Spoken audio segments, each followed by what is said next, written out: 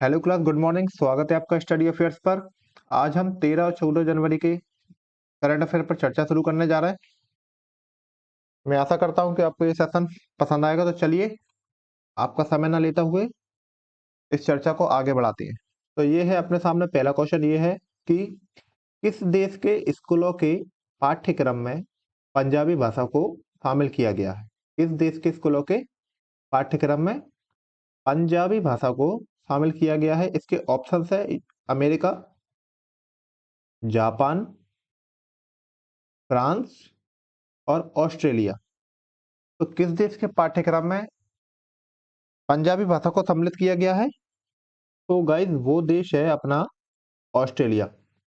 Australia देश के स्कूलों के पाठ्यक्रम में हाल ही में पंजाबी भाषा को शामिल किया गया है। कारण क्योंकि गाइज वहां पे पंजाबियों की आबादी ज्यादा है, ऑब्वियस सी बात है।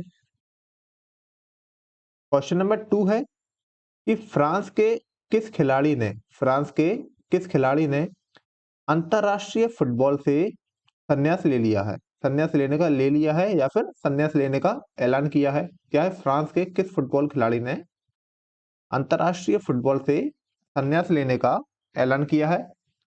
ऑप्शन है Hugo Lloris, Ben Amber, Karis Smith और लियोनल मेसी। तो कौन सा खिलाड़ी है जिन्होंने अंतरराष्ट्रीय फुटबॉल से संन्यास लेने का हाल ही में ऐलान किया है?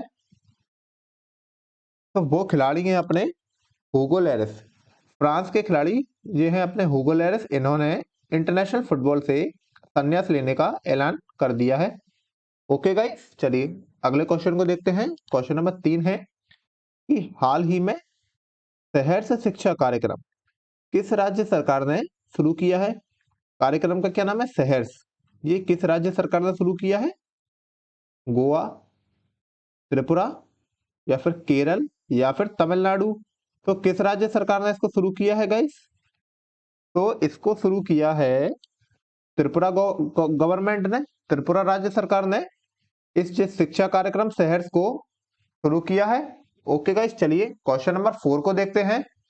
क्वेश्चन नंबर 4 है कि चालू वित्त वर्ष में, जो अपना वर्तमान वित्त वर्ष चल रहा है, उसमें भारत की इकोनॉमिक ग्रोथ 6.9% का अनुमान किसके द्वारा लगाया गया है? चालू वित्त वर्ष में भारत की इकोनॉमिक ग्रोथ, आर्थिक वृद्धि दर 6.9% होने का अनुमान किसके द्वारा लगाया गया है? ऑप्शन है एडीबी, एशियाई development bank, IMF, international monetary fund, SIDBI या फिर वर्ल्ड बैंक के द्वारा। इनमें से किसके द्वारा लगाया गया है गाइस?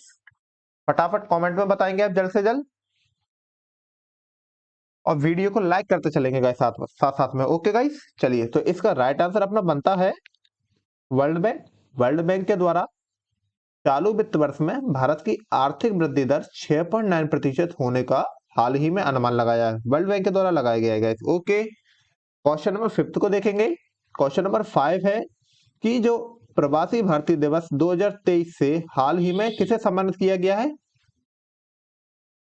सुमित सेन, अमित मलिया, अरविंद भास्कर और थिरु एस नदेशन। तो इनमें से किसको प्रवासी भारतीय सम्मान 2023 से सम्मानित किया है? तो इसका गाइस अपना राइट आंसर बनेगा थिरु एस नदेशन को। थिरु एस नदेशन को ही प्रवासी भारतीय दिवस 2023 से सम्मानित किया गया है। और जो 2023 में अपना जो प्रवासी भारतीय दिवस ये मनाया गया था, ये संस्करण कौन सा था गाइस? 17वां था। और ये कहां पर मनाया गया? तो भारत में, भारत के मध्य प्रदेश राज्य के इंदौर शहर में मनाया गया था। ओके गाइस, क्वेश्चन नंबर अगले की बढ़ते हैं। क्वेश्चन नंबर अगला है, क्वेश्चन नंबर 6 क्या कहता है कि 12 जनवरी को राष्ट्रीय युवा दिवस, जो 12 जनवरी को जो राष्ट्रीय युवा दिवस मनाया जाता है, ये किसकी स्मृति में मनाया जाता है या फिर किसकी याद में मनाया जाता है? ऑप्शन है स्वामी विवेकानंद, स्वामी दयानंद सरस्वती, स्वामी हरदयाल और इनमें से कोई नहीं, या फिर इसके अलावा कोई और। तो इनमें से कौन सा ऑप्शन है गाइस? तो मैं, ये तो काफी फेमस है राष्ट्रीय युवा दिवस, आप जानते ही होंगे। तो किसकी याद में मनाया जाता है? स्वामी विवेकानंद। ऑब्वियस सी बात है, 12 जनवरी को राष्ट्रीय युवा दिवस स्वामी विवेकानंद जी की याद में मनाया जाता है। और जो इस साल 2023 में जो राष्ट्रीय युवा दिवस मनाया गया है, इसकी थीम क्या थी? विकसित युवा और विकसित भारत, इसकी जो थीम थी। ओके गाइस, चलिए अगले क्वेश्चन को देखेंगे। क्वेश्चन नंबर 7 है कि हाल ही में हेनले पासपोर्ट इंडेक्स 2023 की घोषणा की गई है। अब इसमें भारत की रैंक कितनी रही है? क्या है कि हेनले पासपोर्ट इंडेक्स 2023 में भारत की रैंक कितनी है? 90, 87, 97 या फिर 85? क्या क्या ऑप्शन है? 90, 87, 97 या फिर 85? तो इनमें से कितनी रैंक रही है हेनले पासपोर्ट इंडेक्स में भारत की रैंक? तो रैंक है 85। हेनले पासपोर्ट इंडेक्स 2023 में भारत की रैंक कितनी रही है? 85। आप कमेंट में बताइए कि 2022 का जो हेनले पासपोर्ट इंडेक्स था उसमें भारत की रैंक कितनी थी। ओके, चलिए क्वेश्चन नंबर 8 को देखते हैं। क्वेश्चन नंबर 8 है कि Jai Hind the new light and sound programme, programme का क्या नाम है? Jai Hind the new light and sound programme का उद्घाटन भारत के किस किले में अमित शाह जी के द्वारा किया गया है? भारत का वो कौन सा किला है जहां पे इस प्रोग्राम को अमित शाह जी के द्वारा इसको ऑर्गेनाइज किया गया या उद्घाटन किया गया है? किले से अपने लाल किला, दिल्ली का लाल किला, ग्वालियर फोर्ट, आगरा फोर्ट या फिर मांडू किला? मांडू किला कहाँ पर? अपने मध्य प्रदेश में, ग्वालियर मध्य प्रदेश में, आगरा उत्तर प्रदेश में, लाल किला अपने दिल्ली में है। तो इनमें से कहां पर किया गया है Jai Hind the new light and sound programme का उद्घाटन? तो वो किया गया है लाल किले में। लाल किले में Jai Hind the new light and sound programme का उद्घाटन अमित शाह जी के द्वारा लाल किले में किया गया है। क्वेश्चन नंबर 9 को देखते हैं। क्वेश्चन नंबर 9 क्या है कि सातवां सशस्त्र सेना पूर्व सैनिक दिवस कब मनाया जाएगा? क्या है क्वेश्चन? सातवां सशस्त्र सेना पूर्व सैनिक दिवस कब मनाया जाएगा? ऑप्शन है 20 जनवरी, 14 जनवरी, 19 जनवरी और 15 जनवरी। तो इनमें से वो कौन सी डेट है जब ये 17वां सशस्त्र सेना पूर्व सैनिक दिवस मनाया जाएगा? तो वो है 14 जनवरी। 14 जनवरी को ही 7वां सशस्त्र पूर्व सेना दिवस मनाया जाएगा। और इसकी वर्तमान में थीम क्या होगी ये आप बताएंगे मुझे? इसकी शुरुआत कब हुई ये भी आप बताएंगे मुझे? क्वेश्चन नंबर 10 को देखते हैं। क्वेश्चन नंबर 10 है कि श्यामा प्रसाद मुखर्जी, क्या है? श्यामा प्रसाद मुखर्जी राष्ट्रीय जल और स्वच्छता मिशन, अच्छा इसको इंग्लिश में क्या बोलते हैं? SPM, NIWAS, मतलब SPM निवास, इसको इंग्लिश में SPM निवास बोलते हैं, का उद्घाटन कोलकाता पश्चिम बंगाल में किसके द्वारा किया गया है? प्रोग्राम का क्या नाम है या फिर प्रोग्राम में फिर मिशन का नाम क्या है? श्यामा प्रसाद मुखर्जी राष्ट्रीय जल और स्वच्छता मिशन। ऑप्शन है वो ये अपने पश्चिम बंगाल के मुख्यमंत्री श्री ममता बनर्जी, भारत के गृह मंत्री श्री अमित शाह जी, भारत के उपराष्ट्रपति श्री जगदीप धनखड़ जी और भारत के वर्तमान प्रधानमंत्री श्री नरेंद्र मोदी जी, इनमें से किसके द्वारा ये इस मिशन का उद्घाटन कोलकाता में किया गया है? तो वो हैं नरेंद्र मोदी जी, भारत के प्रधानमंत्री श्री नरेंद्र मोदी जी के द्वारा श्यामा प्रसाद मुखर्जी राष्ट्रीय जल और स्वच्छता मिशन, जिसको इंग्लिश में बोलते हैं SPM NIWAS यानी SPM निवास, का उद्घाटन कोलकाता में किया गया है। चलिए गाइस अगले क्वेश्चन को देखें। क्वेश्चन नंबर 11 है, क्वेश्चन नंबर 11 है कि COP28 का अध्यक्ष हाल ही में किसे नियुक्त किया गया है? क्या है क्वेश्चन कि COP28 का अध्यक्ष हाल ही में किसे नियुक्त किया गया है? इसमें ऑप्शन है शी जिनपिंग, सुल्तान अल जबर, फोमियो किशिदा और नरेंद्र मोदी। इनमें से किसको COP28 का अध्यक्ष नियुक्त किया गया है? तो वो है गाइस, कौन है वो आप बताएं फटाफट, कौन हो सकते हैं इनमें से? कमेंट कीजिए जल्द से जल्द। तो वो है सुल्तान अल जबर। सुल्तान अल जबर COP28 के अध्यक्ष के रूप में हाल ही में नॉमिनेट हुए हैं। ओके गाइस, चलिए क्वेश्चन नंबर 12 को देखेंगे। क्वेश्चन नंबर 12 क्या कहता है कि CPI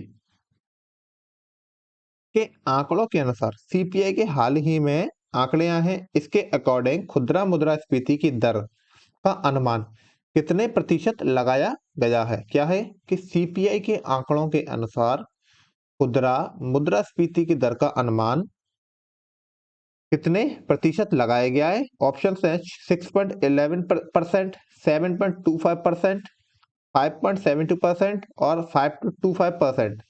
तो इनमें से कितना अनुमान लगाया गया है गाइस सीपीआई के आंकड़ों के अकॉर्डिंग खुदरा मुद्रास्फीति का? ओके, तो वो अनुमान है 5.72%। सीपीआई के आंकड़े कहते हैं कि खुदरा मुद्रास्फीति की दर 5.22% इस साल रहने का अनुमान है। ओके गाइस, चलिए क्वेश्चन नंबर 13 को देखते हैं। क्वेश्चन नंबर 13 है कि electronic corporation of India limited के सीएमडी कौन बने हैं? क्या है क्वेश्चन कि इलेक्ट्रॉनिक कॉर्पोरेशन ऑफ इंडिया के सीएमडी कौन बने हैं? ऑप्शंस क्या बनते हैं? विनोद आहूजा, पप्पू सिंह, अनुराग कुमार जी और विपिन चंद्र जी। तो इन चारों में से कौन electronic corporation of India limited के सीएमडी के पद पर हाल ही में नियुक्त हुए हैं? ऑप्शंस हैं, तो इसका राइट आंसर है अनुराग कुमार। अनुराग कुमार को इलेक्ट्रॉनिक कॉर्पोरेशन ऑफ इंडिया के सीएमडी के पद पर हाल ही में नियुक्त किया गया है। क्वेश्चन नंबर 14 को देखेंगे गाइस। क्वेश्चन नंबर 14 क्या है? कॉग्निजेंट कॉग्निजेंट के सीईओ कौन बने हैं? क्या है क्वेश्चन कि कॉग्निजेंट के सीईओ कौन बने हैं? रवि कुमार, दीनदयाल उपाध्याय, क्या है? रवि कुमार, दीनदयाल उपाध्याय, विनोद कश्यप या फिर इनमें से कोई नहीं? तो इनमें से वो कौन से व्यक्ति हैं जो कॉग्निजेंट के हाल ही में सीईओ के पद पर नियुक्त हुए हैं? तो वो हैं रवि कुमार। रवि कुमार हाल ही में कॉग्निजेंट के सीईओ के पद पर हाल ही में इनको नियुक्त किया गया है। चलिए गाइस, ओके, मैं समझता हूं कि आपको ये एक एक पॉइंट क्लियर हो रहे होंगे।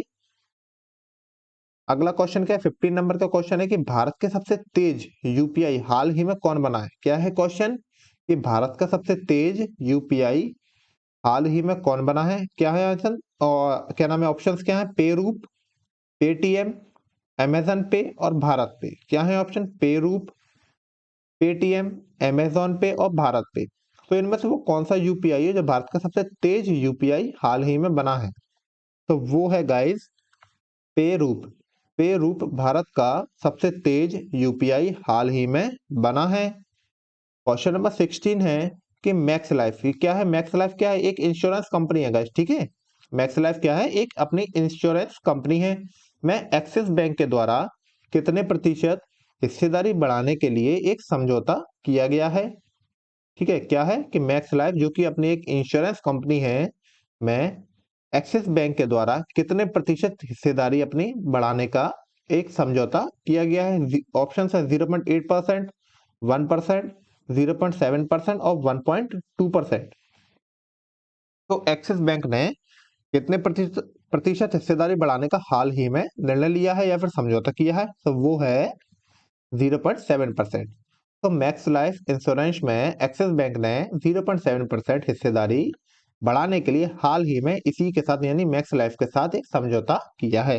ओके, चलिए क्वेश्चन नंबर 17 क्या कहता है कि SBI state bank of India ने ईबीजी सुविधा किसके साथ शुरू की है?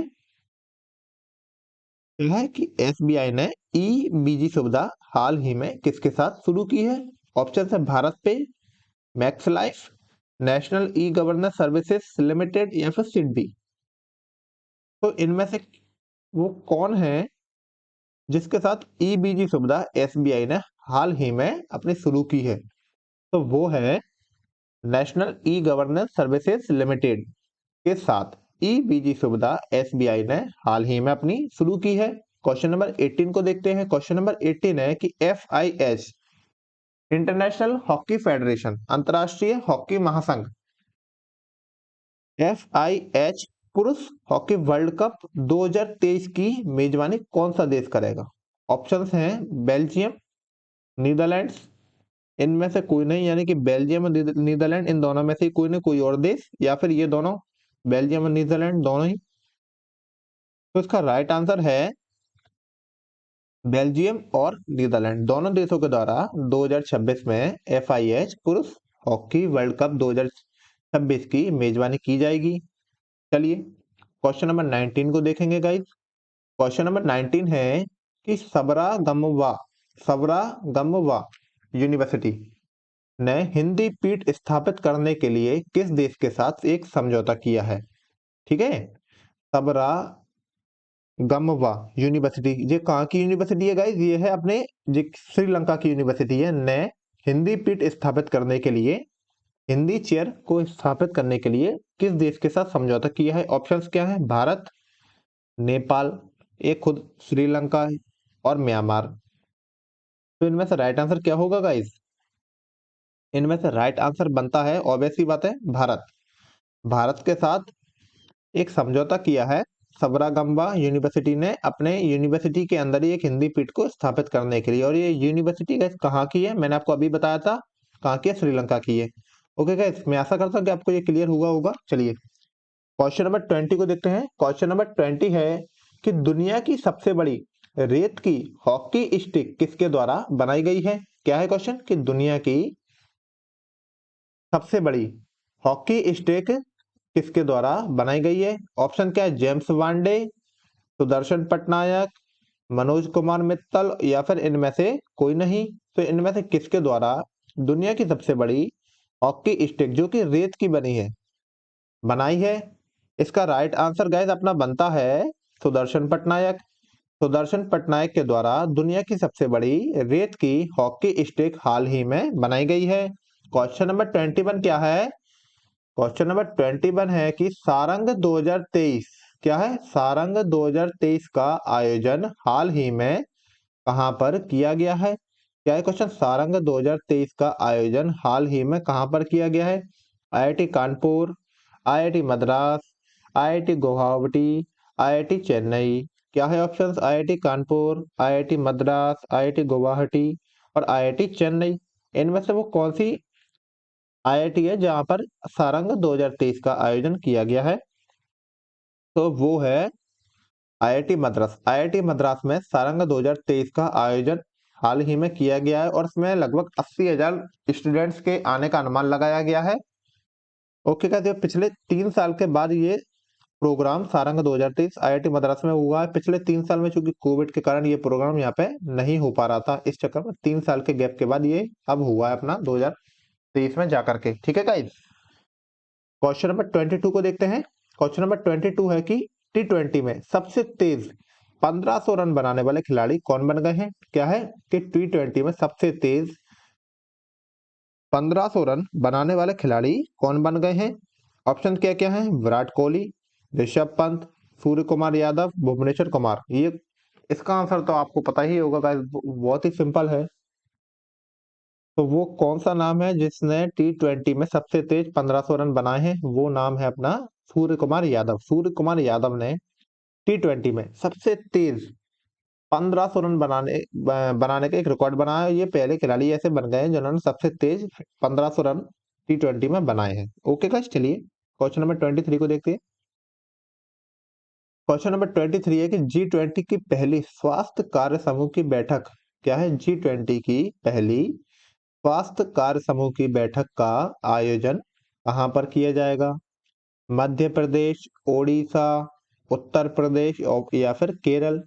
क्या है ऑप्शन? मध्य प्रदेश, ओडिशा, उत्तर प्रदेश और केरल। तो इनमें से वो कौन सा राज्य है जहां पर G20 की पहली स्वास्थ्य कार्य समूह की बैठक का आयोजन किया जाएगा? तो वो है राज्य है केरल। केरल में G20 की पहली स्वास्थ्य कार्य समूह की बैठक का आयोजन किया जाएगा। ठीक है गाइस, चलिए क्वेश्चन नंबर 24 को देखेंगे।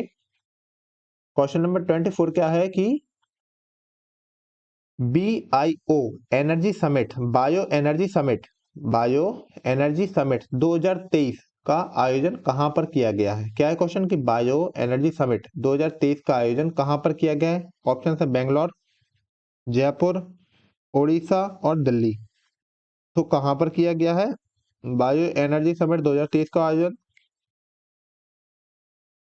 वो किया गया है दिल्ली में। तो नई दिल्ली में बायो एनर्जी समिट 2023 का आयोजन हाल ही में किया गया है। और अब गाइस आज का अपन लास्ट क्वेश्चन देखते हैं। लास्ट क्वेश्चन क्या है कि गैबोन की पहली महिला उपराष्ट्रपति कौन बन गई है? क्या है क्वेश्चन? कि गैबोन की पहली महिला उपराष्ट्रपति हाल ही में कौन बन गई है?